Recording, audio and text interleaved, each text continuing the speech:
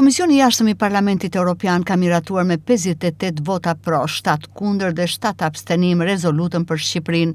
Gjatë mbledhjes raportuesi për Shqipërinë Andrea Sheder vlerësoi progresin e vendit tonë në rrugën drejt antarësimit në Bashkimin Evropian, duke theksuar rëndësinë e reformave të mëtejshme për të garantuar një antarësim të qëndrueshëm dhe të suksesshëm. Sipas tij, Shqipëria konsiderohet si një nga 2 vendet kryesuese në procesin e zgjerimit. Këtë jemi përpjekur ta pasqyrojmë dhe në këtë raport, por për te çështjeve të trajtuara në raportin e komisionit, kemi dashur të theksojmë dhe disa elemente të tjerë, konkretisht që reformat duhet të reflektohen edhe në jetën e përditshme të qytetarëve.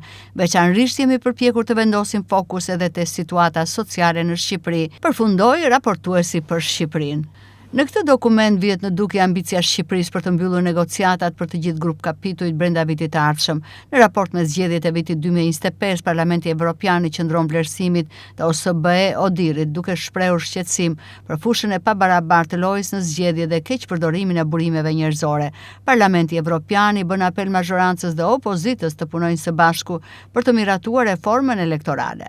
Në raport me çështjen e imunitetit të deputetëve, rezoluta sjell në vëmendje se imuniteti parlamentar është pjesë e kuadrit kushtetues që ka si qëllim të sigurojë funksionimin e dur të institucioneve demokratike, duke nënvizuar se çdo vendim në këtë drejtim duhet të merret në përputhje me kushtetutën dhe procedurat ligjore, pa ndërhyrje politike dhe pa vonesa. Nga ana tjetër, Parlamenti Evropian kritikon dhe opozitën duke theksuar se protestat e dhunshme nuk kanë vend në një demokraci funksionale.